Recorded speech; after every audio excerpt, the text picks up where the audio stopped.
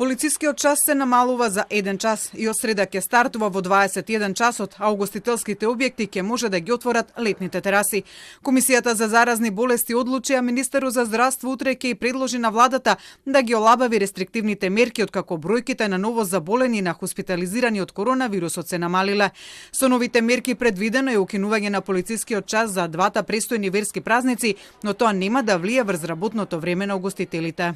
За време на престојните празници, тоа е Великден, значи сабота према недела, и 12 према 13, кога се слави Рамазан Бајрам, да нема полициски час, односно да може граѓаните слободно да се движат, а во тие денови работењето на угостителските објекти да биде исто како што ќе биде и до тогаш, односно до 20 часот и 30 минути. Иако е очекувано одлуката за укинување на полицискиот час за Великден, освен да ги наполни преку ден туристичките места, а вечерта црквите, Филипче не смета дека тоа би било закана за влошување на епидемиолошката слика, доколку се почитуваат мерките.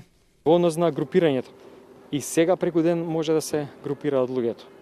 Не само во верски објекти, вчера гледаме во парковите. Зема обврска верските лидери на состанокот минатата недела да се што може се организира надвор. Самите се свесни дека е ова ситуација во која што е многу битно да сме сите внимателни.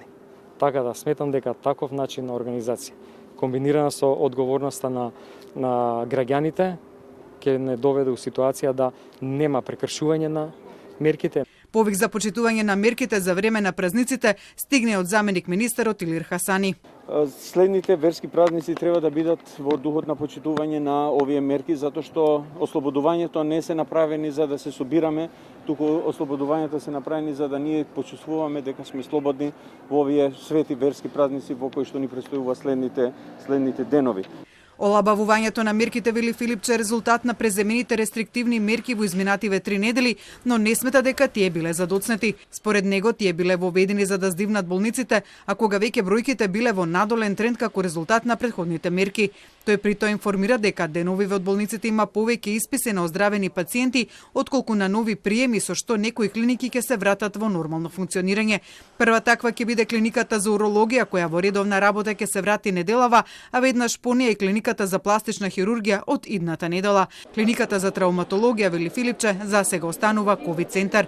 Во меѓувреме во салата Борис Трајковски денеска започна ревакцинацијата на оние кои ја примија вакцината Спутник В, а количините на вакцини во земјава денеска ќе се надополнати со нови 10.000 вакцини на Pfizer.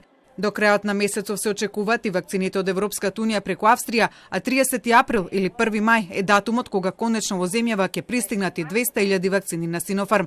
Штом стигнат кинеските вакцини, националниот план за вакцинација ќе биде надополнети со вакцинација на сите оние кои се пријавиле на електронската апликација за вакцинација. Пријавувањето за вакцинација преку матичните лекари останува опција само за лицата над 70 години.